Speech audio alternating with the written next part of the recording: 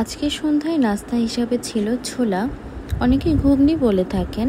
এর জন্য প্রথমে কড়াইতে তেল গরম করে তেলের ভিতরে গরম মশলা, তেজপাতা এবং শুকনো মরিচ ফোড়ন দিয়ে কুচি করে রাখা কিছু পেঁয়াজ এবং কিছু গোটা রসুন দিয়ে কিছুক্ষণ ভেজে নিতে হবে।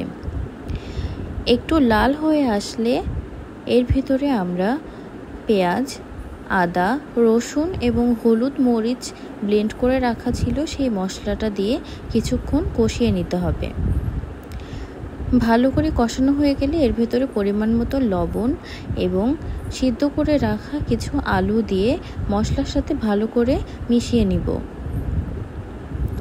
আলুর সাথে মশলাটা ভালো করে মিশিয়ে নেওয়া হলে এর ভেতরে আমরা সিদ্ধ করে রাখা ছোলাগুলো ঢেলে দিব। এখন মশলার সাথে ছোলাটা ভালো করে মিশিয়ে নিয়ে কিছুক্ষণ ভাজতে হবে। তেল উঠে এলে বুঝতে হবে যে আমাদের ছোলাটা রেডি হয়ে গেছে এবং সবশেষে একটু গরম মশলা গুঁড়া বা একটু জিরা গুঁড়া দিয়ে নামিয়ে নিতে হবে।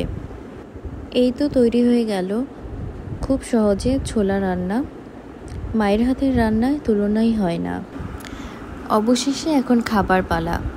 এই ছোলাটার সাথে একটু শসা, একটু পেঁয়াজ, একটু কুচি করে রাখা কাঁচামরিচ দিয়ে খেলে খুবই ভালো লাগবে। আজকের রান্নার এই ছোট্ট ব্লগটা কেমন লাগলো সবাই জানাবেন। সবাই ভালো থাকবেন। আজকের মতো এ পর্যন্তই।